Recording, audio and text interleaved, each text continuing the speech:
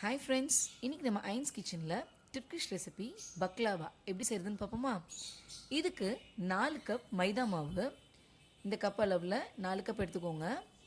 4 cup மாவுக்கு ஒரு முட்டை,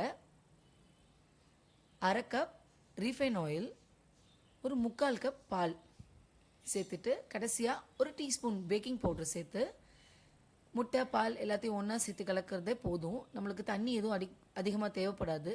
தேவைன்னா லேசாக தெளித்து நல்ல ஒரு சாஃப்ட் இந்த மாதிரி டோவாக ஃபார்ம் பண்ணிக்கோங்க. இப்போ இது ஒரு 30 நிமிஷம் ரெஸ்ட்டில் இருக்கட்டும். சுகர் சிரப் ரெடி பண்ணலாமா. ஒரு 4 கப் சுகருக்கு பார்த்திங்கன்னா 2.5 கப் தண்ணி அளந்து ஊற்றிருக்கேன். இப்போ அடுப்பை வந்து லோ ஃப்ளேமில் போட்டுருங்க. 8லேருந்து 10 நிமிஷம் வரைக்கும் லோ ஃப்ளேம் தான். அரை மூடி லெமனை ஸ்க்வீஸ் பண்ணிடுவோம். இப்போ லேசாக கொதி வரும்போது ஒரு 3 இன்ச் சைஸ் பட்டையை நம்ம அதில் சேர்த்திடலாம்.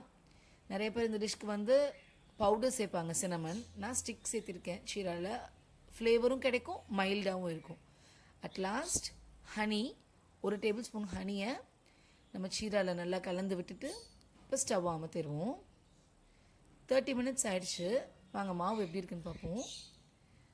பார்த்தீங்களா, நம்மளோட மைதா வந்து 30 மினிட்ஸ் ஊறிட்டு நல்லா சாஃப்டாக இருக்குது.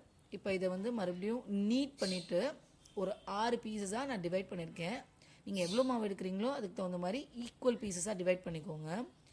இதை ஸ்ப்ரெட் பண்ணுறதுக்காக கொஞ்சமாக கார்ன்ஃப்ளவர் ஒரு பவுலில் எடுத்துக்கோங்க.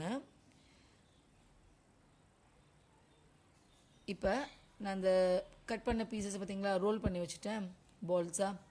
இப்போ இதோட ஒரு 2 டேபிள் ஸ்பூன் மைதா மாவு ஆட் பண்ணிக்கோங்க. எதுக்குன்னா கார்ன்ஃப்ளவரோட மைதா ஆட் பண்ணும்போது இன்னும் வந்து உங்களுக்கு ஒவ்வொரு ஷீட்ஸும் ஒட்டாமல் அழகாக வரும். இந்த அளவுக்கு தின்னாக தேய்ச்சிட்டு 6 பால்ஸும் இந்த மாதிரி தேய்ச்சிட்டு நம்ம எடுத்து வச்சுருக்க மாவை ஒன்று மேலே ஒன்று போட்டு ஷீட்ஸையும் ஒன்று மேலே ஒன்றா அடுக்கிட்டே வாங்க. இப்போ எல்லாத்தையும் ஒன்றா வச்சு எவ்வளோ தின்னாக தேய்க்க முடியுமோ அவ்வளோ தின்னாக தேய்ச்சிக்கோங்க. டிஷ்யூ பேப்பர் திக்னஸ் அளவுக்கு தேய்க்கணும் வாங்க. பாருங்கள், இந்த அளவுக்கு தேய்ச்சிங்கன்னா போதும். இப்போ ஷீட்ஸை வந்து தனித்தனியாக பிரிச்சுட்டு இந்த பைலோ ஷீட்ஸ்ன்னு சொல்லுவோம். இப்போ நட்ஸு, இதுக்கு வந்து நீங்கள் எல்லா நட்ஸ் வேணாலும் சேர்க்கலாம். நான் ஆல்மோண்டு பிஸ்தாவும் எடுத்திருக்கேன். இப்படி இந்த மாதிரி கொரப்பாக அரைச்சிக்கோங்க. இப்போ நம்மளோட ஷீட்ஸ் வந்து கார்னர்ஸை கட் பண்ணிவிட்டு நல்லா பட்ரு எல்லா இடத்துலையும் லேவிஷாக கோட் பண்ணுங்கள். லேவிஷ்னால் நல்லா ஆல் ஓவர் கோட் பண்ணணும். அடிக்குவேட்டாக நிறையா கோட் பண்ணிவிட்டு நம்ம அதுக்கு மேலே நம்ம நுணுக்கி வச்சுருக்க நட்ஸை தூவணும். இது வந்து ரொம்ப நட்ஸ் ரிச் டெசர்ட். எவ்வளோக்கு எவ்வளோ நட்ஸ் ஆட் பண்ணுறீங்களோ அவ்வளோக்கு அவ்வளோ உங்களுக்கு டேஸ்ட். இந்த மாதிரி மத்தோட கம்பு இருக்கு இல்லையா, அதோட ஹெட்டை ரிமூவ் பண்ணிவிட்டு கம்பை வச்சு டைட்டாக அப்படி ரோல் பண்ணிக்கோங்க. பண்ணிவிட்டு 2 கார்னர்ஸையும் இருக்க பிடிச்சிக்கிட்டு சென்டரை நோக்கி கையை நகர்த்துங்க.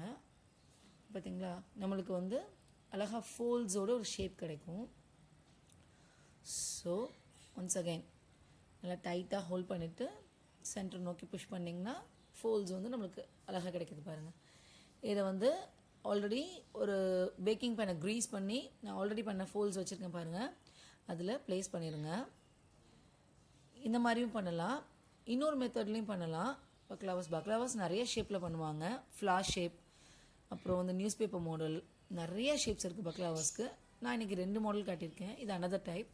இந்த மாதிரி ஒரு பேனில் வந்து பட்டரை க்ரீஸ் பண்ணிவிட்டு ஒவ்வொரு லேயராக எடுக்கணும். ஃபஸ்ட் லேயர் அடுக்கிட்டு உங்களுக்கு எவ்வளோ நட்ஸ் போட முடியுமோ அவ்வளோ நட்ஸ் அந்த இடத்த ஃபில் பண்ண முடிகிற அளவுக்கு போட்டுட்டு அதுக்கு மேலே இன்னொரு ஷீட்ஸ் அப்படியே அடுக்கிட்டே வரணும். நான் ஒரு 10லேருந்து 12 ஷீட் அடிக்கிருக்கேன்னு நினைக்கிறேன். இப்போ அடுக்கிட்டு அட்லாஸ்ட் க்ராஸாக கட் பண்ணிங்கன்னா உங்களுக்கு டைமண்ட் ஷேப் கிடைக்கும். இந்த மாதிரி கட் பண்ணிவிட்டு நம்ம வந்து எக்ஸ்ட்ரா பட்டரை அது மேலே க்ரீஸ் பண்ணிடுவோம். இப்போ ப்ரீ ஹீட்டட் அவன் 150 டிகிரி சென்டிகிரேட்டில் இருக்கிற அவனில் நம்ம வச்சு பேக் பண்ணி எடுத்தாச்சு. பேக் பண்ண உடனே நம்ம சுகர் சிரப்பை ஆட் பண்ணிடணும்.